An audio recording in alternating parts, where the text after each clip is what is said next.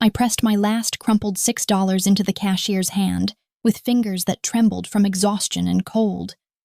buying bandages and antiseptic for a bleeding stranger who'd collapsed outside my apartment building like some dark angel cast down from heaven. And I had absolutely no idea that 3 days later, armed men in expensive suits would bow before him with their heads lowered in absolute deference while calling him Don Salvatore, or that my entire world was about to be shattered and remade into something I could never have imagined in my wildest, most desperate dreams.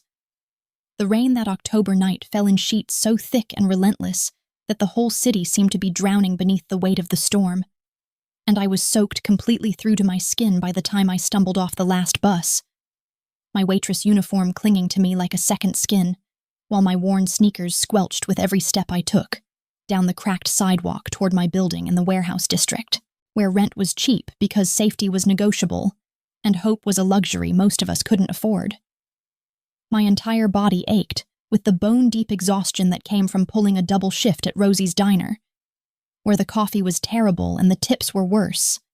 But it was honest work, and I needed every single dollar if I was going to make rent this month,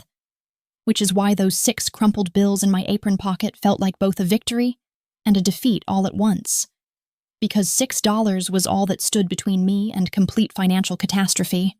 and I'd already mentally allocated every cent toward the ramen noodles and discount bread that would sustain me until my next paycheck arrived in 4 agonizingly long days. The alley beside my building was pitch black, except for the occasional flicker of the one working streetlight half a block away, and I almost didn't see him at all until my foot caught on something solid and warm, and I went sprawling forward with a startled cry that was swallowed immediately by the howling wind and driving rain. My hands hit the wet pavement hard enough to send shooting pains up my wrists, and for a moment I just knelt there in a puddle, stunned and disoriented, before I realized that what I'd tripped over wasn't a pile of garbage or discarded furniture, but a man. A large man dressed in what looked like an expensive suit that was now torn and soaked through with rain, and something darker. Something that my brain registered with horror as blood. So much blood that it pooled around him in a spreading stain that the rain couldn't wash away fast enough. Every instinct I possessed screamed at me to run, to get up and sprint into my building and lock every door and pretend I'd never seen anything. Because this was exactly the kind of situation that got people killed in neighborhoods like mine, where looking the other way wasn't just advisable but necessary for survival. And I'd lived here long enough to know that getting involved in someone else's violence was the fastest way to invite that violence into your own life. But then he moved, just slightly, his hand twitching against the wet concrete, and I heard a sound escape his lips that was somewhere between a groan and a gasp. Something so profoundly human and pained that it cut through all my self-preservation instincts like a hot knife through butter. And before I could think better of it, before I could talk myself out of what was probably the most dangerous and stupid decision of my entire life, I was crawling toward him, through the rain and blood, my heart hammering so hard against my ribs that I thought it might actually break through. His face was turned toward the brick wall, half hidden in shadow. But when I carefully, so carefully, reached out to touch his shoulder, he turned his head toward me with movements that seemed to cost him everything he had left, and I found myself staring into eyes that were so dark, they appeared almost black in the dim light, eyes that held an intensity and intelligence that seemed completely at odds with his current state of near-death vulnerability, eyes that looked at me with suspicion and something else, something that might have been desperate hope or perhaps just desperate calculation, as if he was trying to determine whether I was his salvation or his executioner. His face was a study in contrasts, all sharp angles and hard planes that spoke of power and privilege, with high cheekbones and a strong jaw covered in dark stubble, and even pale and bleeding and half-conscious. He was devastatingly, almost cruelly beautiful, in a way that made my breath catch in my throat for reasons that had nothing to do with fear, and everything to do with a pull I felt deep in my chest, some magnetic attraction that I didn't understand and couldn't have explained if someone had demanded I try. The gunshot wound in his shoulder was still bleeding, though not as profusely as it must have been earlier, and I could see where he'd tried to apply pressure with his own hand. his expensive suit jacket wadded up against the injury in a makeshift bandage that was completely soaked through and utterly useless at this point. And I knew with a certainty that came from nowhere and everywhere all at once that if I left him here, if I walked away and pretended I'd never seen him, he would be dead by morning, his body just another statistic in a city that produced them with assembly line efficiency. "Please," he managed to rasp out, his voice rough and low and accented with something European that I couldn't quite place, and his hand shot out with surprising speed to wrap around my wrist with a grip that was weak but insistent, his fingers cold and slick with rain and blood. "Don't call anyone. Don't call the police or ambulance. They'll kill us both. They'll kill you for helping me." I should have been terrified, should have wrenched my arm away and run screaming into the night, because those words confirmed every fear I had about exactly what kind of trouble this man was in. But instead, I found myself nodding slowly, my mind already racing through the limited options available to us, and I heard my own voice, sounding far calmer than I felt, asking him if he could walk, if he could make it up 3 flights of stairs to my apartment, because I couldn't leave him in the alley and I couldn't call for help, and the only other choice was to bring him inside and hope that I wasn't signing my own death warrant in the process. He nodded, just barely, and I could see the effort it cost him to remain conscious, to focus his eyes on my face while the rain pounded down on both of us with relentless fury. And I made a decision that would change absolutely everything about my life, though I didn't know it yet. Couldn't have known it as I slipped my arm around his waist and helped him struggle to his feet, with a strength I didn't know I possessed. Getting him up those 3 flights of stairs was a nightmare of epic proportions, with him leaning heavily against me and leaving smears of blood on the dingy wallpaper, while I half carried, half dragged him upward, stopping every few steps so he could catch his breath or fight off what looked like waves of dizziness that threatened to send us both tumbling back down to the ground floor. And by the time I finally got him through my apartment door and onto my sagging secondhand couch, I was shaking and sweating despite the cold, my muscles screaming in protest, and my own clothes now stained with his blood in ways that I knew would never wash out completely. He collapsed against the cushions with a sound that was pure relief mixed with agony, his eyes sliding closed for a moment before forcing themselves open again, as if he was afraid that closing them might mean never opening them again. And I stood there in the middle of my tiny studio apartment, looking at this dangerous stranger bleeding all over my furniture, and wondered what the hell I was supposed to do next. The answer came to me with the clarity of desperation as I dug those $6 precious out of my apron pocket and stared at them for a long moment, knowing that this money was supposed to feed me for the next 4 days, knowing that spending it meant I would go hungry, knowing all of this, and not caring even a little bit, because there was a man dying on my couch, and I couldn't let that happen. I simply couldn't, for reasons I couldn't articulate even to myself. I told him I'd be right back, that he needed to stay awake and stay quiet. And then I was running back down those 3 flights of stairs and out into the rain, sprinting the 2 blocks to the 24-hour convenience store, where the owner knew me by sight and would sell me what I needed without asking questions he definitely didn't want answered. And I burst through the door dripping wet, and probably looking half insane as I grabbed bandages and antiseptic and the strongest painkillers they sold over the counter, counting out my $6 with hands that wouldn't stop shaking while the cashier rang me up with studied indifference that I was pathetically grateful for in that moment. When I got back to my apartment, my heart stopped for a terrible second because he wasn't on the couch where I'd left him, and I thought he'd either died or left, or that someone had come and taken him while I was gone. But then I saw him slumped against the wall near my tiny bathroom, having apparently tried to clean himself up, and made it about halfway there before his strength gave out completely. And the relief that flooded through me was so intense it was almost painful. I helped him back to the couch and then set to work with hands that were surprisingly steady, despite the terror and adrenaline coursing through my system, carefully cutting away his ruined shirt to expose the gunshot wound that looked angry and inflamed, and worse up close than it had seemed in the alley, and I cleaned it as gently as I could while he bit down on a rolled-up dish towel to keep from crying out, his entire body rigid with pain, while sweat beaded on his forehead despite the chill in the apartment. His eyes never left my face the entire time I worked on him,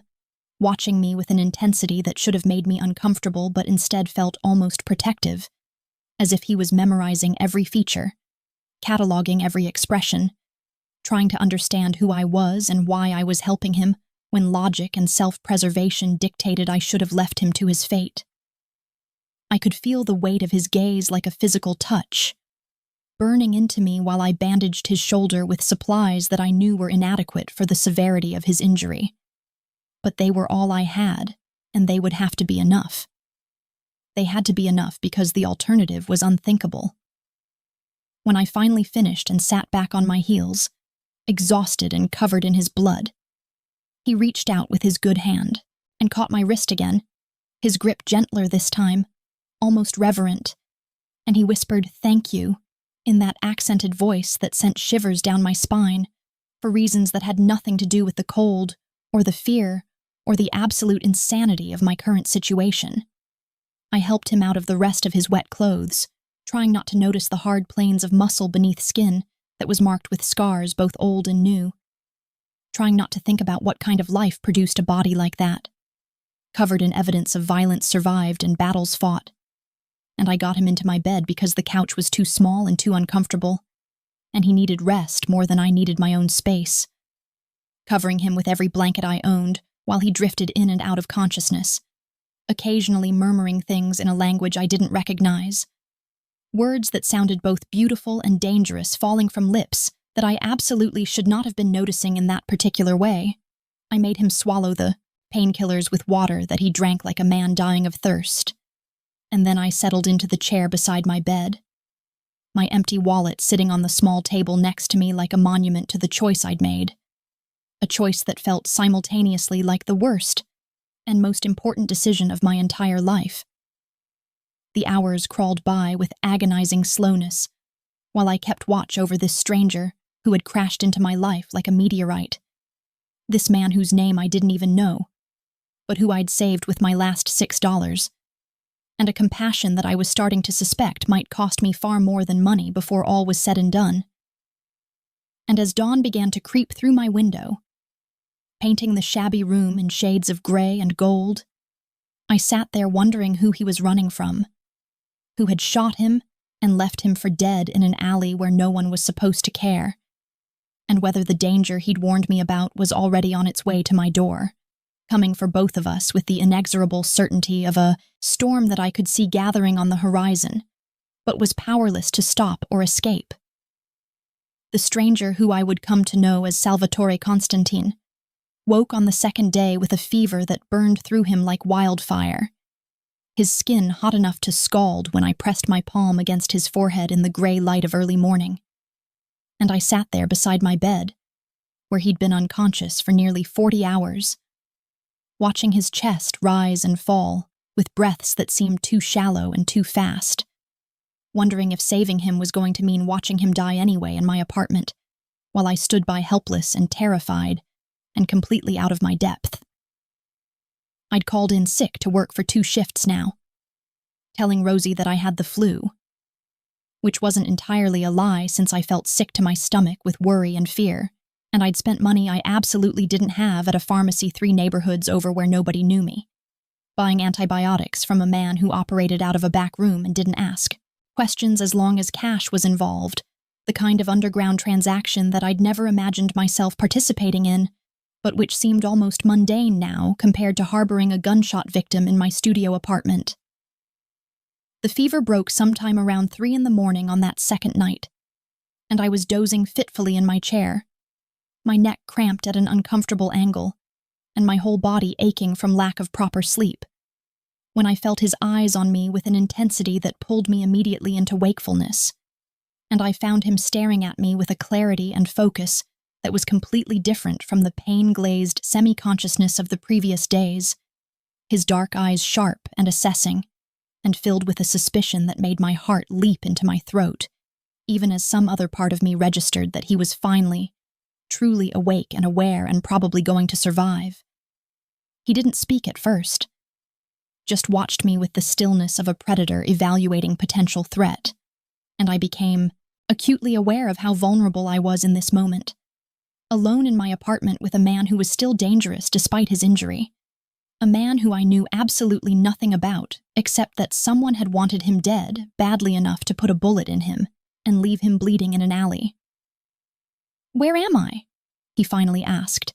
his voice rough from disuse but carrying an undertone of command that suggested he was accustomed to asking questions and receiving immediate answers. And I found myself sitting up straighter in my chair, my hands twisting together in my lap while I explained that he was in my apartment, that I'd found him in the alley 2 nights ago, that I'd been taking care of him because he'd begged me not to call anyone. And with every word I spoke, I watched his expression shift through a series of micro-changes that I couldn't quite read. Suspicion giving way to confusion, giving way to something that might have been shock or disbelief. He asked me who I worked for, the question coming, out hard and sharp like an accusation, and I blinked at him in genuine confusion because I had no idea what he meant, telling him truthfully that I worked at Rosie's Diner on 5th Street, that I was a waitress and sometimes I sold my paintings at the weekend art market when I could afford the booth fee. And I watched as his entire body seemed to relax fractionally, as if my answer had confirmed something important, or perhaps eliminated some terrible possibility he'd been considering. "You don't know who I am," he said,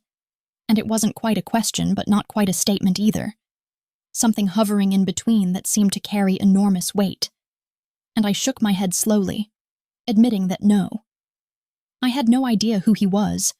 I only knew that he'd been shot and bleeding, and I couldn't just leave him to die because that wasn't the kind of person I was, even if it probably should have been given where I lived and how the world actually worked. Something flickered across his face then, something that looked almost like wonder mixed with wariness, and he studied me for a long moment as if seeing me for the first time, really seeing me, taking in my paint-stained fingers and my cheap clothes and my shabby apartment with its peeling wallpaper and second-hand furniture. And I had the strangest sense that he was recalibrating everything he'd assumed about me and this situation, adjusting some internal calculation in ways I couldn't begin to understand. He told me his name then, Salvatore Constantine, letting it hang in the air between us as if expecting recognition or fear, or some kind of reaction that I simply didn't have because the name meant absolutely nothing to me. And I saw his eyebrows raise slightly when I just nodded and told him it was nice to properly meet him.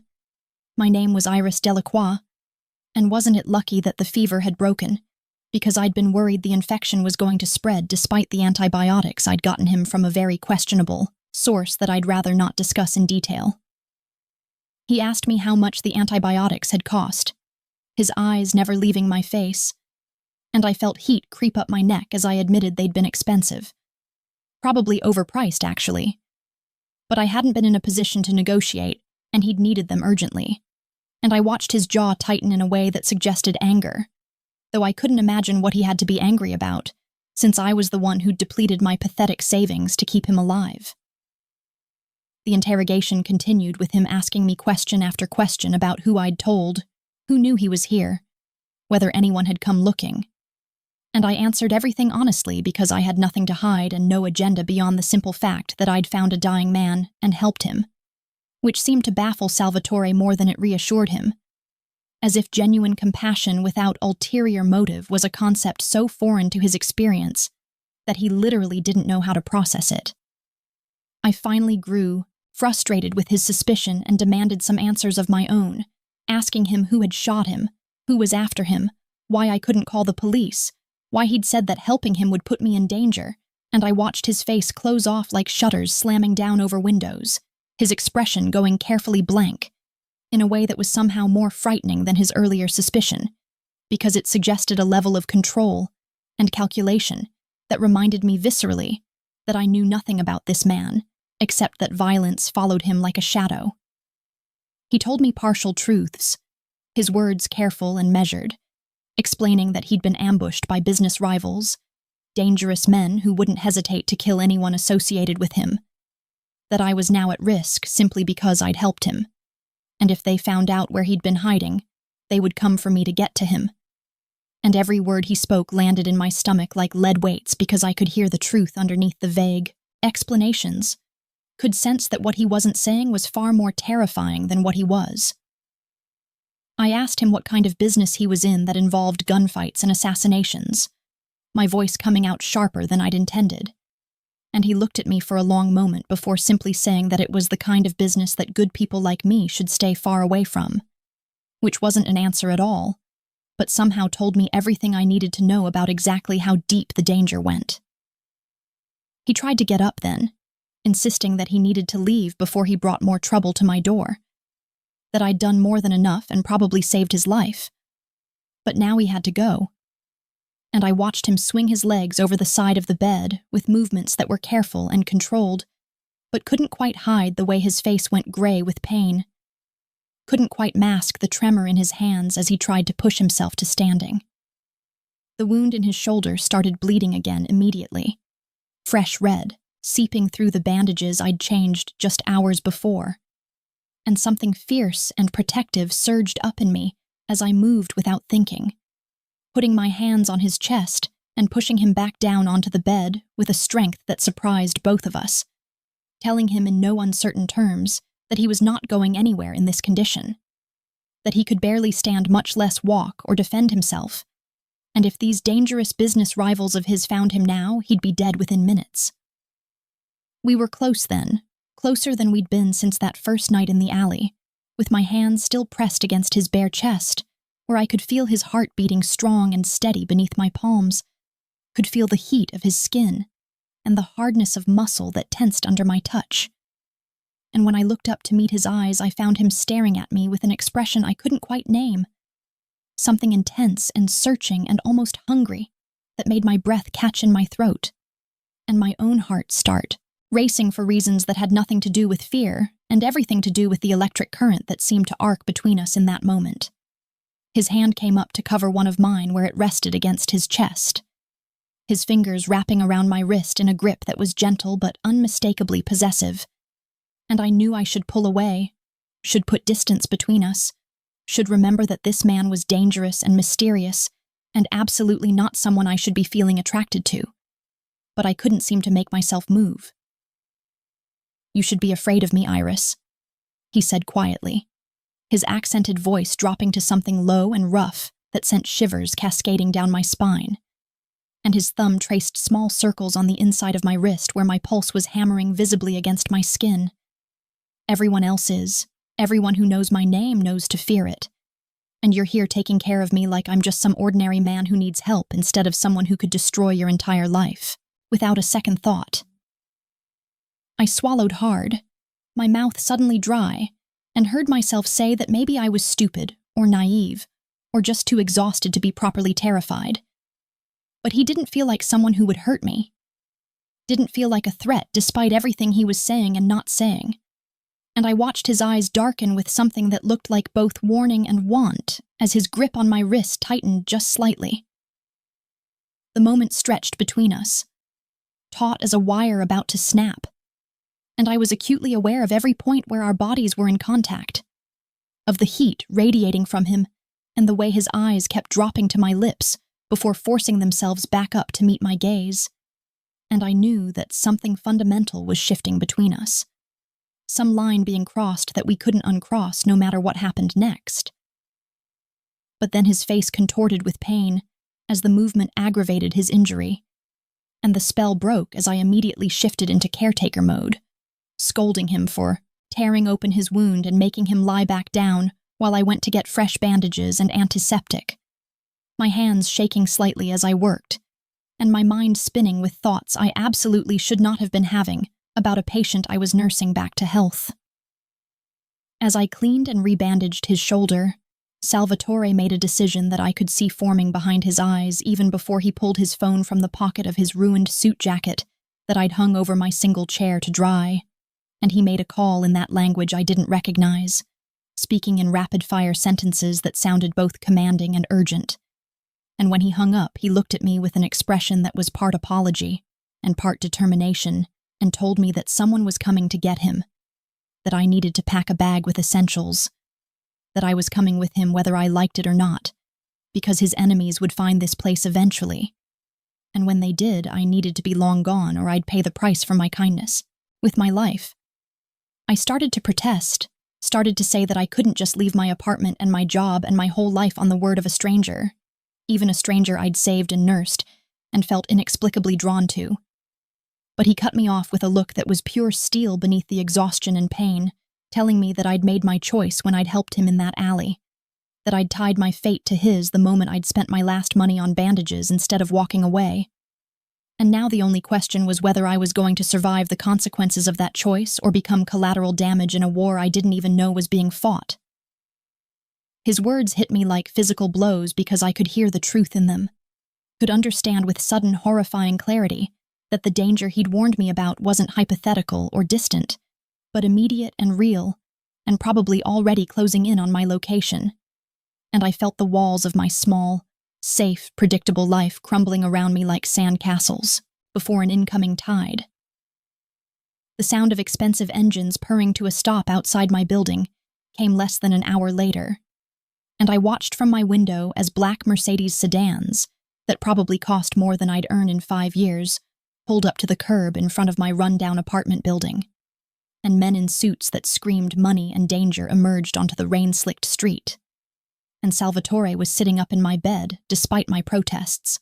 already looking stronger and more alert, and infinitely more dangerous than he had any right to look, given that he'd been half dead just days before. He caught my expression as I stared down at the cars and the men, and he said quietly, almost gently, that I should prepare myself because everything was about to change. And when those men came upstairs and saw him, they were going to treat him very differently than I'd been treating him, and I needed to understand that the wounded stranger I'd saved was about to transform back into something else, entirely, someone else entirely, and that person was someone the entire criminal underworld had excellent reason to fear. The knock on my door came sharp and authoritative, and Salvatore told me to answer it, his voice carrying a note of command that I was beginning to recognize as his natural tone, the voice of someone accustomed to instant obedience. And when I opened the door with trembling hands, I found myself face to face with 3 men who looked like they could kill me without breaking a sweat. Men with cold eyes and bulges under their suit jackets that I knew were weapons. And the one in front asked in accented English where Don Constantine was, and I stepped aside mutely to let them enter, watching as they swept into my tiny apartment, and then stopped dead at the sight of Salvatore sitting on my bed. And in perfect synchronization, all 3 of them bowed their heads in a gesture of such profound respect and deference that my entire understanding of reality seemed to tilt sideways on its axis. And the leader said in a voice filled with relief and something that might have been reverence, "Don Salvatore, we've been searching everywhere for you. The entire organization has been mobilized. We thought you were dead." And Salvatore's response was calm and controlled as he gestured toward me and said words that would echo in my mind for days to come. "This woman saved my life with her last $6. She's under my protection now, and anyone who touches her answers to me personally." The Mercedes that carried us through the pre-dawn streets of the city was a monument to wealth and power that I'd never experienced before.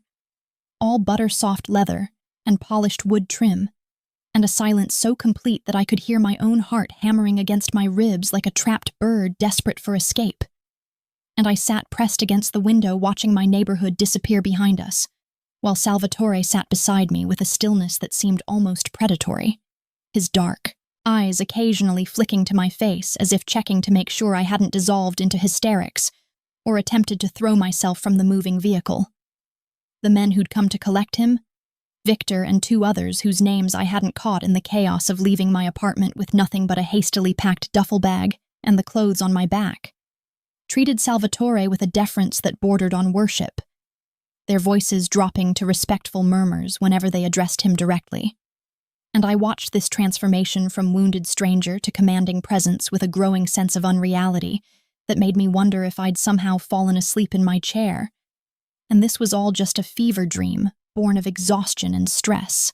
We drove for what felt like hours, but was probably only 40 minutes, leaving behind the warehouse district and the shabby neighborhoods I knew, passing through the commercial heart of the city, and then into areas I'd only seen in magazines or on television where the houses got bigger and the walls got higher and the very air seemed to shimmer with money and privilege that existed in a completely different universe from my own reality of overdue bills and secondhand furniture and meals that consisted primarily of ramen noodles and hope. The sun was just beginning to paint the sky in shades of pink and gold when we turned through massive iron gates that swung open automatically at our approach,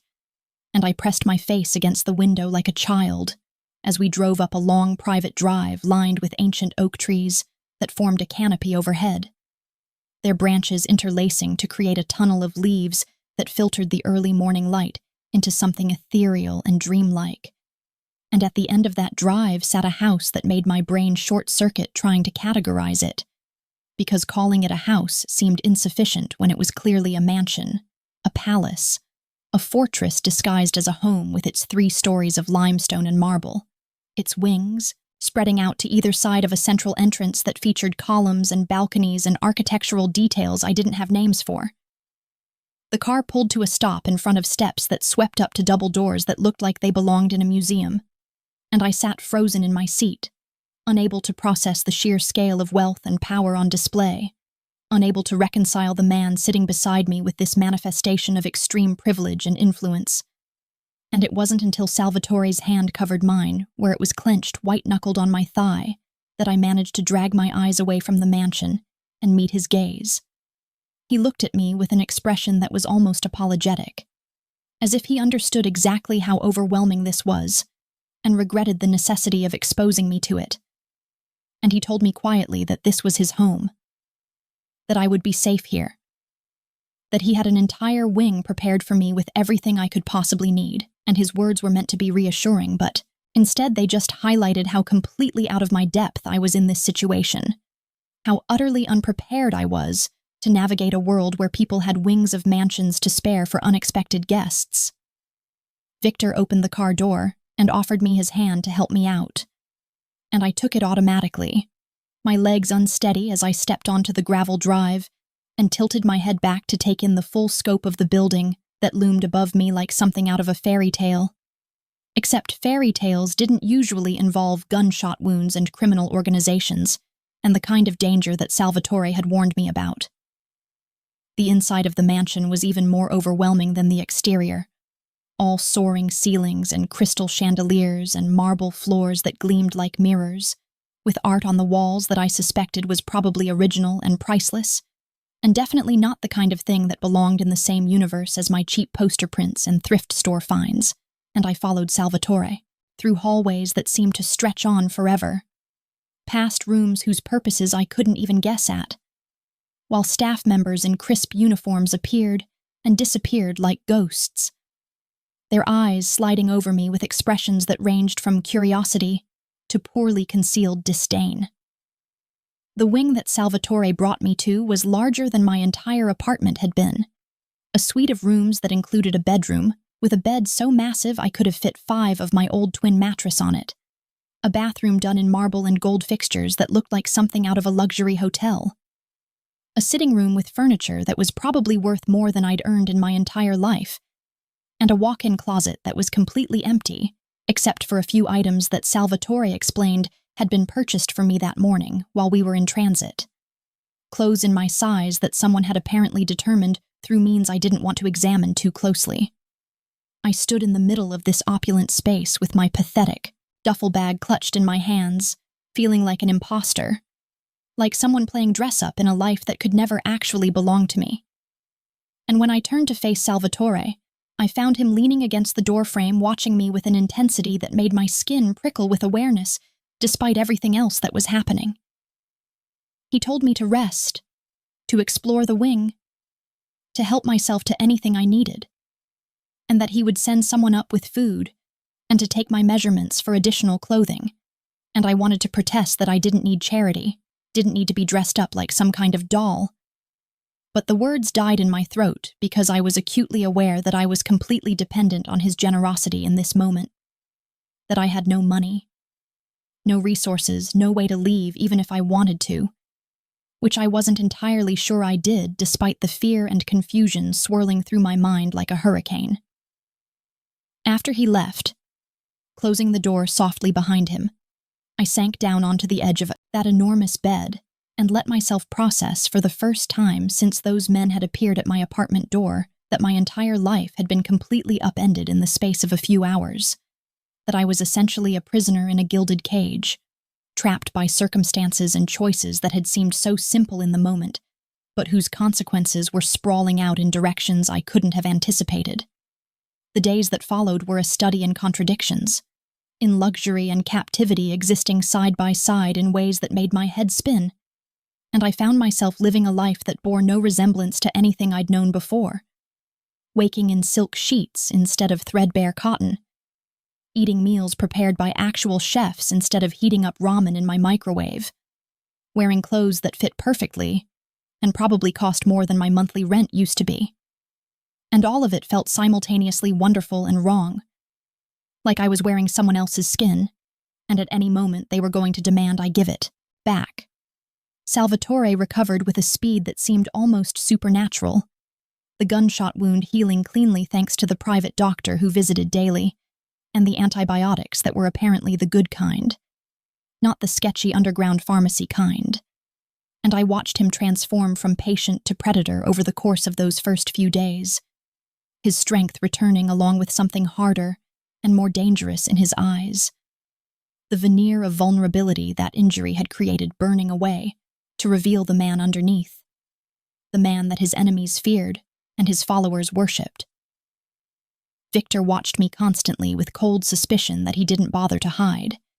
his ice-blue eyes following me whenever I ventured out of my wing and into the common areas of the mansion. And I knew without being told that he thought I was some kind of plant, a spy sent by rival organizations to infiltrate Salvatore's inner circle. And nothing I said or did seemed to change his mind because, in his world, genuine kindness without agenda simply didn't exist, and therefore my story of helping a stranger with my last $6 was either a cover for something sinister or evidence of stupidity so profound it was dangerous in its own right. I overheard him arguing with Salvatore one evening when I was supposed to be in my room, but had instead been wandering the halls trying to map out this massive house and maybe find some sense of normalcy in the opulent strangeness. And Victor's voice carried through a partially open door as he insisted that I was a liability, that keeping me here was a mistake, that I should be handled and eliminated before I could become a problem. And I froze in the hallway with ice flooding through my veins as I waited to hear how Salvatore would respond to the suggestion that I should be killed. Salvatore's response was quiet, but carried an edge of steel that made even me shiver, despite not being the target of his displeasure, and he told Victor in no uncertain terms that I was under his personal protection, that anyone who touched me would answer to him directly, that Victor's concerns were noted but overruled, and this topic was not open for further discussion. And I heard the dismissal in his tone, the absolute authority that said this decision was final and challenging. It would be a fatal mistake. I hurried back to my wing before either of them could discover I'd been eavesdropping, my heart racing and my mind spinning with the implications of what I'd heard. The casual discussion of my potential murder delivered in the same tones someone might use to discuss ordering supplies or scheduling meetings, and I realized with stunning clarity that I was living in a world where human life was a commodity to be calculated and disposed of based on risk assessment and strategic value. And the only thing keeping me alive was Salvatore's inexplicable decision to protect me. The dinners were the worst and the best parts of my new existence.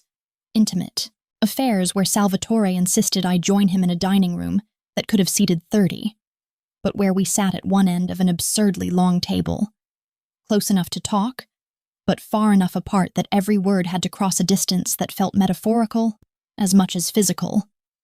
And we would eat food I didn't have names for while making conversation that danced around all the important topics, talking about art and books and music while carefully avoiding any discussion of his business or my status or the elephant in the room, which was that I was essentially his captive even if he never used that word, and treated me more like a guest than a prisoner. He asked me about my painting, seemed genuinely interested in my descriptions of trying to capture light and shadow on canvas, of the frustration and joy of creating something from nothing, and I found myself opening up to him in ways that surprised me, sharing dreams and aspirations I'd barely admitted to myself, and the whole time I was aware of the contradiction of confiding in a man who I knew was capable of violence, and probably responsible for deaths I didn't want to know about.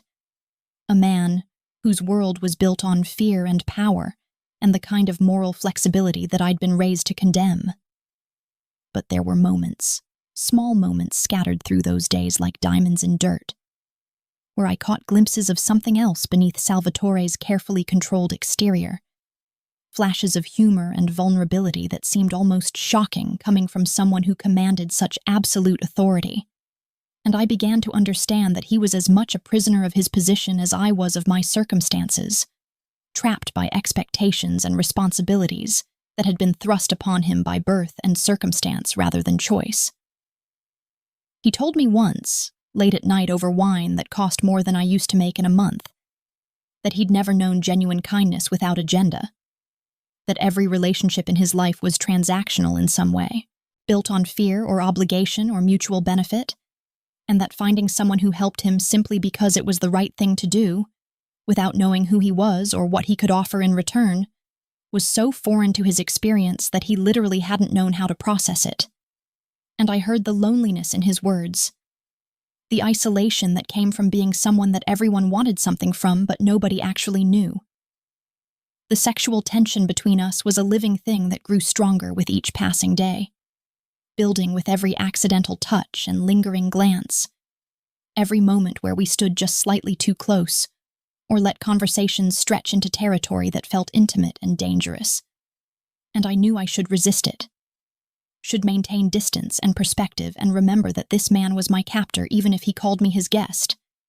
But there was something magnetic about him that pulled at me despite every logical reason to stay away, some combination of danger and intelligence and the vulnerability he tried so hard to hide that made me want to know him, to understand him, to touch him in ways that had nothing to do with cleaning wounds and everything to do with the heat that pooled low in my belly whenever he looked at me with those dark eyes that seemed to see straight through every defense I tried to maintain. We circled each other like planets locked in gravitational pull, neither willing to close the final distance but unable to break away, and the air between us crackled with possibilities that were both thrilling and terrifying in equal measure. It all came to a head one evening in his study, a room I'd wandered into looking for a book, and found instead Salvatore standing by the window looking out over his grounds with a glass of whiskey in his hand, and an expression on his face that was so bleak and weary that it stopped me in my tracks. And when he turned and saw me, there was a moment where neither of us spoke, where we just looked at each other across the space of his study with all the unspoken words and suppressed desire hanging between us like smoke. And then he was moving toward me with a predatory grace that made my breath catch and my heart stutter, crossing the distance between us in strides that ate up the floor until he was right there, close enough that I could smell his cologne and feel the heat radiating from his body. And he reached out to cup my face with a hand that was gentle despite the calluses that spoke of violence and hard use. He backed me against the wall of his study with movements that were controlled and deliberate, giving me every opportunity to say no or pull away, even as his body caged mine in. And his hand slid from my face to my throat, not squeezing but just resting there, his thumb tracing the line of my pulse that was hammering visibly beneath my skin. And his voice when he spoke was rough and low and filled with warning, as he told me that I should fear him, that everyone else did, and they were right to because he was capable of terrible things, because his hands had blood on them that would never wash clean, because caring about him was a liability that could get me killed. And I looked up into his eyes that were burning with intensity and hunger, and something that might have been desperation. And I heard myself say in a voice that was breathier than I wanted but steady underneath, "Maybe that's why I don't fear you, because I've seen you at your most vulnerable, and you didn't hurt me then. And maybe everyone else's fear is exactly why you need someone who isn't afraid." And I watched something crack in his carefully maintained control, watched the walls he kept around himself start to crumble. And then his mouth was on mine, and I was kissing him back, with a passion that felt like falling and flying all at once, like stepping off a cliff into open air and discovering that maybe I could soar after all. The kiss ignited something between us that had been building since that first night in the alley, and Salvatore took me with a possessive intensity that should have terrified me but instead awakened something dark and hungry inside me that I hadn't known existed. Something that responded to the dangerous edge in his touch and the barely controlled violence that lurked beneath his careful restraint. And when he finally pulled back to look at me with eyes that were black with desire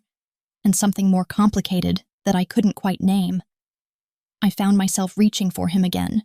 pulling him back down to me because whatever this was between us felt inevitable and necessary and completely beyond my ability to resist even if I'd wanted to. The days that followed our first night together were a haze of passion and discovery,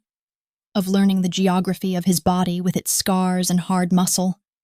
of finding that beneath the ruthless exterior he showed, the world was a man capable of tenderness and vulnerability that he shared with no one else. And I became his addiction just as he became mine, the one person in his corrupted world who saw him as something more than just the fearsome Don Salvatore Constantine. And he told me late one night with his arms wrapped around me and his face buried in my hair that he would burn the entire world down to keep me safe, that I had become more important to him than his empire or his power or even his own life. But paradise has a way of shattering just when you start to believe it might last forever. And mine came crashing down the day I decided to explore more of the mansion and stumbled into a wing I hadn't been to before, finding my way into what turned out to be Salvatore's private office, where files and documents were spread across a massive desk in organized chaos, and my artist's eye was drawn to photographs pinned to a board on the wall. Crime scene photos and surveillance images that showed the brutal reality of Salvatore's world in stark, horrifying detail. I stood frozen in that office, looking at evidence of violence and death, at files detailing operations and territories and wars between families with names I recognized from news reports about organized crime. And I found the file on the Morozov family, the rivals who had shot Salvatore. And I read about their systematic targeting of anyone connected to the Constantine organization, about the bodies that had piled up in the weeks since Salvatore's near death. And I realized with a sickening clarity that the danger he'd warned me about wasn't some abstract future threat, but an immediate and active campaign of violence that was claiming lives even as I lived in luxury and pretended that this could somehow be normal. When Salvatore found me standing there with shaking hands and tears streaming down my face, surrounded by the evidence of exactly what kind of man he really was, beneath the tender lover and careful protector, he didn't apologize or try to explain away the violence and death that his life entailed, and instead he looked at me with eyes that were hard and unflinching and told me that yes, he was a monster, that he had killed and would kill again, that his empire was built on fear and blood and the kind of ruthless calculation that ordinary people couldn't comprehend. And he'd warned me from the beginning what he was even if I'd chosen not to fully see it. We had a fight that shook the foundations of whatever we'd been building between us, with me demanding to know how he could touch me with hands that had taken lives, how he could whisper sweet words to me while ordering executions, how he expected me to just accept this world of violence and moral corruption as if it was somehow normal or acceptable. And he stood there and took my anger and my accusations without flinching, without defending himself, just letting me rage until I was exhausted and empty, and terrified of what staying with him would mean for my soul. I told him I was leaving, that I couldn't be part of this world, couldn't love someone who dealt in death and destruction no matter how tender he was with me, or how safe he made me feel. But when I actually tried to walk toward the door, he caught my wrist and spun me back to face him, and I saw something in his expression that was raw and desperate and almost broken as he told me the truth I'd been trying not to see. That the Morozovs knew about me, that there were already photographs of me in their surveillance files, that leaving him didn't mean going back to my old life, but instead meant painting a target on my back that would get me killed within days, if not hours. He showed me the file they had on me, photographs taken outside the mansion, and during the brief times I'd ventured into the gardens, intelligence reports detailing my background and my connection to him, and a bounty offer that made my blood run cold with its casual assignment of monetary value to my death. And I understood then that my choice to help a bleeding stranger in an alley had irrevocably altered the course of my entire existence in ways I could never undo. The terrible mathematics of my situation became brutally clear as Salvatore laid out my options with a bluntness that left no room for comforting illusions.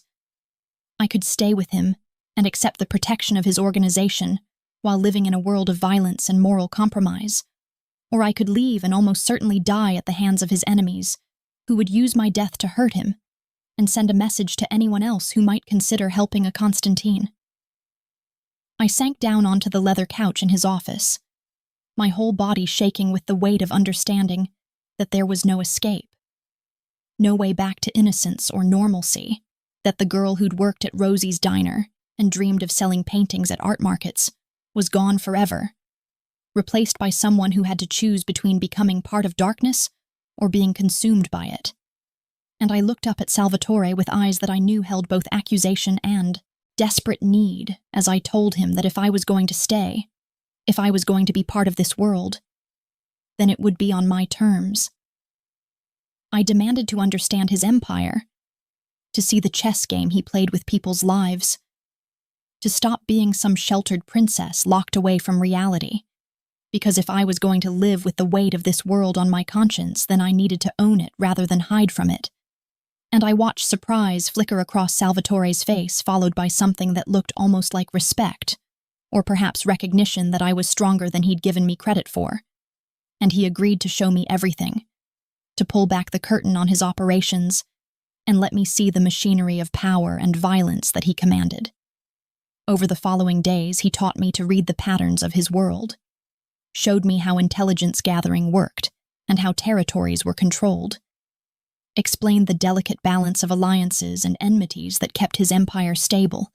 and I found myself drawn into the strategic complexity of it despite my moral objections,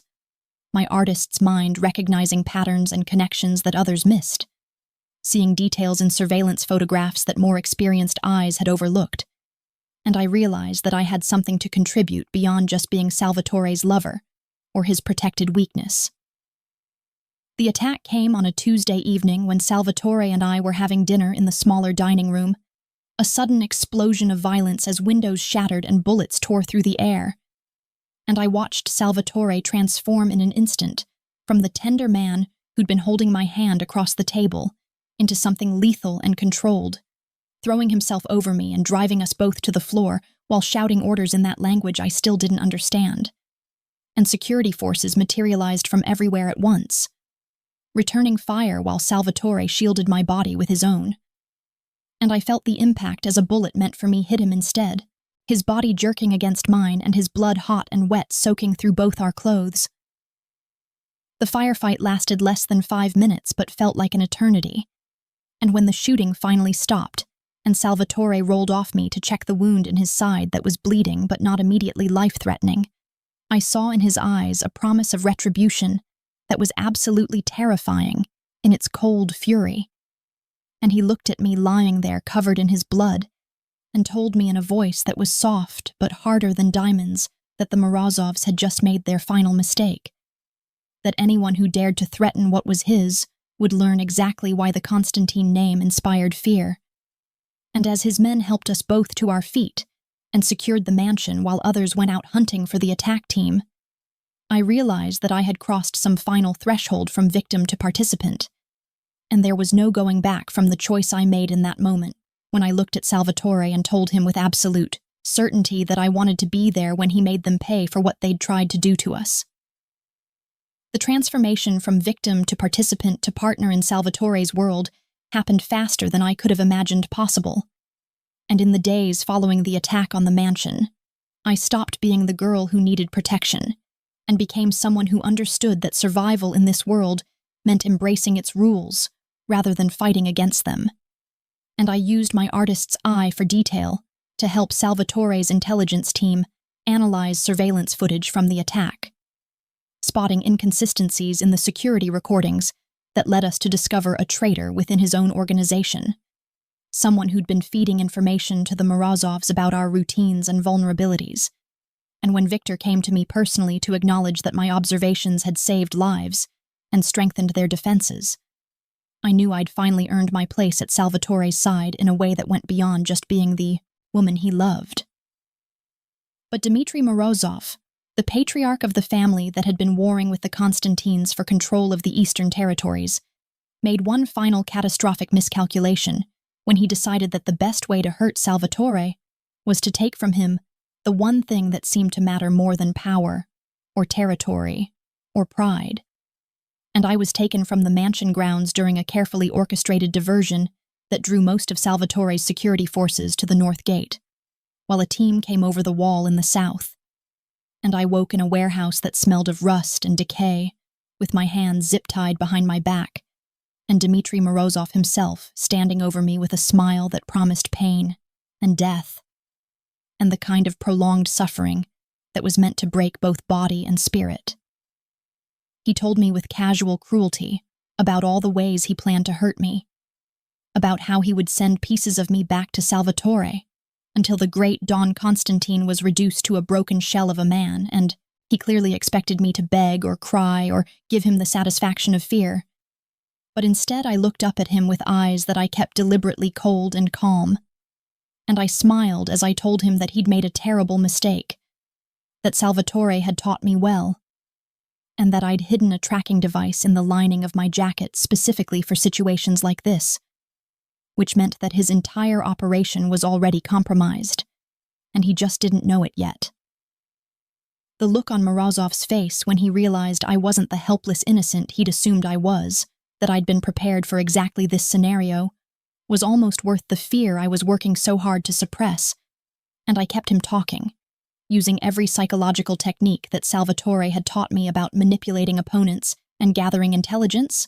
asking questions that seemed born of curiosity, but were actually designed to extract information about his organization's structure and his future plans, and I could see his ego working against him as he boasted about operations and alliances,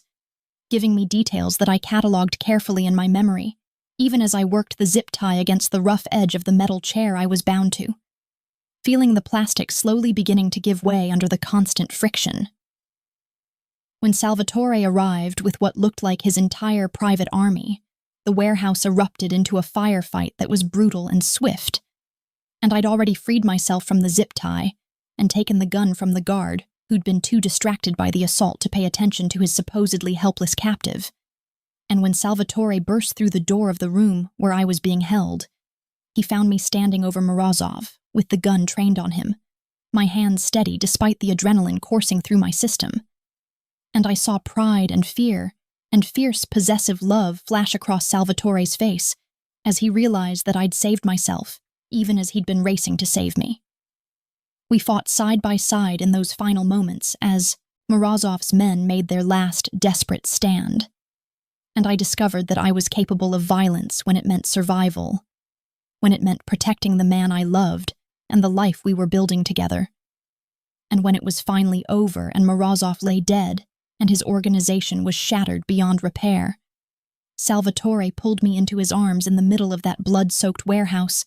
and held me like I was the most precious thing in his world. And then he did something that shocked me more than anything else that had happened, dropping to his knees before me right there surrounded by his men and the aftermath of violence, looking up at me with eyes that held everything he felt but rarely spoke aloud. He told me that he'd built an empire on fear and power, and the kind of ruthless control that bent the world to his will, but that none of it meant anything without me. That I'd shown him what it meant to be seen and known and loved not despite the darkness but with full understanding of it, and he offered me not the role of protected princess or sheltered lover, but true partnership, asking me to stand beside him as his equal, to be the queen to his king in an empire that we would rule together. And I looked down at this powerful, dangerous, complicated man who'd transformed my life in every possible way, and I said yes, because I'd already made my choice the night I spent my last $6 to save a bleeding stranger. And everything that had happened since was just the universe showing me where that choice would lead. 6 months later, I stood in a designer gown that cost more than my old apartment's annual rent at a charity gala I'd organized, a legitimate front for laundering money and building political connections, and I worked the room with the same skill I'd once used to maximize tips at the diner. Except now I was cultivating relationships with politicians and business leaders and other power brokers who didn't know or didn't care that the beautiful couple hosting this elegant event ruled one of the most powerful criminal organizations on the eastern seaboard. I caught Salvatore watching me from across the ballroom with an expression of predatory pride that still sent shivers down my spine even after all these months, and I smiled at him over the champagne glass I was holding. This man who was my lover and my partner and my king. And I thought about the girl I'd been 6 months ago, struggling and scared, and convinced that kindness was a weakness in a world that rewarded ruthlessness, not knowing that sometimes the kindest thing you can do is also the most dangerous, that sometimes saving someone means damning yourself, and that sometimes damnation is exactly where you were meant to be all along. That night in our bedroom, in the massive bed where we'd first made love and built the foundation of our partnership, Salvatore traced the outline of my face with fingers that could be gentle or deadly depending on what the situation required, and he asked me if I ever regretted that night in the alley. If I ever wished I'd walked past him and kept my $6 and my innocence and my simple life. And I looked into his dark eyes that held secrets and violence and a love that was as obsessive as it was absolute. And I told him the truth. That I'd do it all again without hesitation. That those $6 had bought me something more valuable than I could have imagined. That they'd purchased not just his life, but my own transformation, my own power, my own understanding of who I could be when I stopped apologizing for wanting more than the world thought I deserved.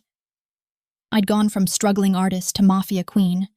from girl with empty pockets to woman who commanded respect and fear in equal measure.